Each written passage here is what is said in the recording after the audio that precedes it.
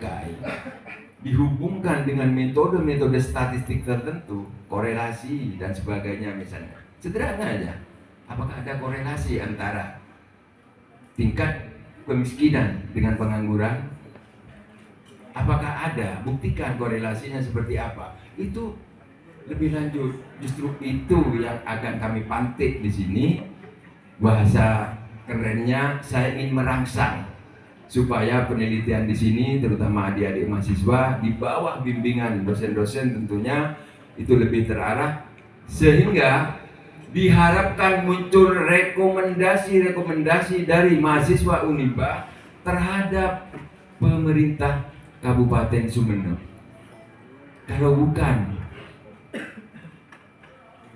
generasi-generasi muda Sumeneb, siapa lagi yang akan minimal menyuarakan ini loh data kita sekarang, seperti itu. Lanjut Mas. Pertama kita coba tingkat pengangguran terbuka. Kita lihat, kita pahami dulu sebelum kapan orang itu dikatakan menganggur. Jangan-jangan ibu rumah tangga yang sedang mengasuh bayinya, yang memang sengaja enggak menyiapkan dirinya untuk bekerja, dikatakan pengangguran. Jangan-jangan seperti itu. Sehingga begitu ada angka pengangguran yang sangat kecil sekali, maka bayangan yang nggak paham langsung pecet tang-tang kebunya tak lakoni. Mak cek sekoni.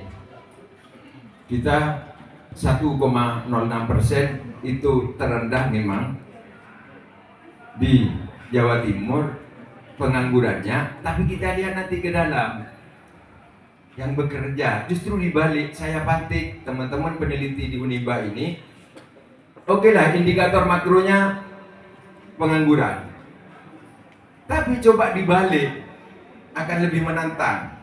Berarti yang bekerja 98,4. Nah dari 98,4 yang bekerja itu di mana? Pendapatannya seperti apa? Itu lebih menantang untuk diteliti lebih lanjut. Jadi tujuan utama saya di sini, kami di sini, yang pertama itu supaya produk-produk yang dihasilkan BPS lebih banyak dimanfaatkan lebih lanjut. Tidak hanya berdiri sebagai publikasi, tidak hanya berdiri sebagai data parsial, tapi Bapak Ibu, teman-teman sekalian, itu lebih memanfaatkan untuk penelitian lebih lanjut sehingga menghasilkan hipotesa baru, membuktikan bahwa di Sumeneb seperti ini dari rangkaian data-datanya. Jadi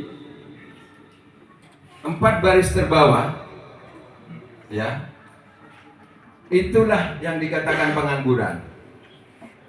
Melalui survei Angkatan Kerja Nasional yang kita lakukan setiap semester, kita tangkap penduduk di Sumeneb, kemudian kita bagi usia kerja dan bukan usia kerja. Yang 15 tahun ke atas itu kita kelompokkan menjadi usia kerja. Maka yang bukan usia kerja lepas sudah, bukan pengangguran. Yang usia kerja dibagi lagi menjadi 2, angkatan kerja yang penduduk itu sudah masuk usia kerja dan menyiapkan dirinya untuk bekerja memang. Itu masuk angkatan kerja. Kemudian yang kelompok kedua itu bukan angkatan kerja, memang masuk usia kerja tapi dia tidak masuk di bursa pasar kerja, memang nggak menyiapkan dirinya untuk bekerja. Misalnya sekolah, mahasiswa ya sudah sekolah aja, mengurus rumah tangga ibu-ibu atau lainnya, misalnya karena cacat, udah nggak mungkin dia bekerja, cacat atau mungkin dia berkegiatan sehari-hari itu seperti hobi, memang sengaja tidak menghasilkan pendapatan secara ekonomi, maka itu bukan angkatan kerja, berarti itu bukan dianggap pengangguran. Itu konsep yang kita anut, BPS anut itu bukan karangan BPS sendiri, tapi sudah menganut dari lembaga di PBB yang menangani tentang ketenagakerjaan. Kemudian dari angkatan kerja penduduk yang menyiapkan dirinya untuk bekerja baru.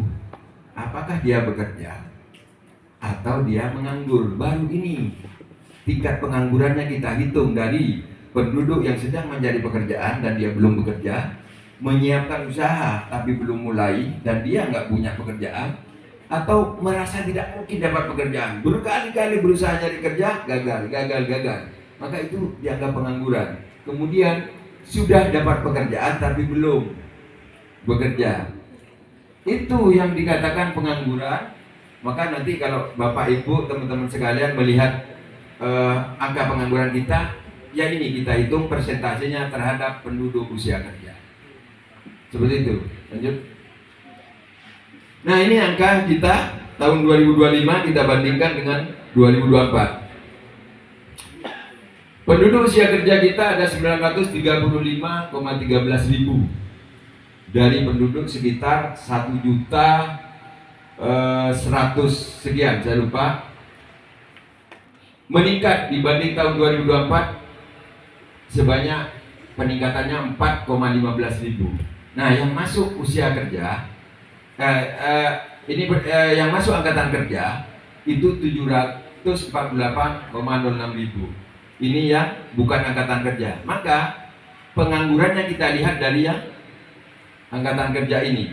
Pengangguran kita di tahun 2025 itu 12,30 ribu di Sumeneb. Terjadi penurunan 40 orang dibanding tahun sebelumnya. Kita hitung survei angkatan kerja atau Sakernas itu kita survei per Agustus, kita bandingkan. Nah, ini sampelnya di mana? Kita ambil secara random, menyebar SLS-nya se Kabupaten Sumeneb. Ini angka kita. Lanjut, Mas. Nah, kita lihat karakteristiknya. Maka saya tadi, ya sudahlah, itu indikator penganggurannya, indikator yang menganggur, tingkat pengangguran terbuka. Berhenti di situ biasanya. Tapi kita coba kalau mau dihubungkan dengan variabel lain tentang kemiskinan, misalnya, ya harusnya kita balik. Coba kita lihat yang bekerja. Selama 3 tahun terakhir, ternyata ketenagakerjaan di Sumeneb itu lebih banyak berkutat di pekerja informal. Asumsinya pekerja informal itu secara pendapatan rata-rata lebih rendah dari yang formal. Seperti itu ketenagakerjaan di Sumeneb. Kalau formal itu biasanya dari statusnya dia berusaha dibantu buruh tetap, atau pekerja itu sebagai buruh, karyawan, pegawai yang biasanya punya gaji tetap. Sementara kalau informal itu berusaha sendiri, pemulung. Kadang-kadang kalau petani itu dibantu anak istri. Pekerja bebas, serabutan, kuli angkut, tukang becak misalnya, angkutan, atau pekerja keluarga yang bantu suami, bantu orang tua di rumah. Itu kondisinya. Kondisi terakhir pekerja informal kita naik dari 73,87% menjadi 76,76%. Lanjut. Nah, lalu menarik lagi yang bekerja itu kalau kita lihat dari sektor apa sih yang banyak pekerja di Sumeneb itu bekerja di sektor apa? Sesuai dengan potensi ekonomi Sumeneb, ternyata tenaga kerja di Sumeneb lebih banyak bekerja di sektor pertanian sebesar 51,27%. Sektor pertanian ini Bapak Ibu sekalian termasuk subsektor di dalamnya. Ada pertanian tanaman pangan, horti, kemudian ada perkebunan, ada perikanan, peternakan, bahkan kehutanan. Itu semua masuk sektor pertanian. Nah, yang kedua itu jasa-jasa. Alhamdulillah sesuai dengan perkembangan zaman, series data jasa itu sudah mulai meningkat. Jasa-jasa contohnya mungkin kalau 10 tahun yang lalu kita belum banyak melihat cuci motor salju. Lihat perkembangan terakhir, luar biasa. Itu salah satu. Kemudian kalau zaman saya Pak Warek SMA ke bawah itu biasanya gantian kalau potong rambut di bawah pohon sebelah rumah gantian. Sekarang udah nggak laku. Itu tempat apa ya, pangkas rambut tuh macam-macam sudah, bahkan dengan plus keramas dan sebagainya, udah bervariasi. Itu salah satu contoh kecil jasa.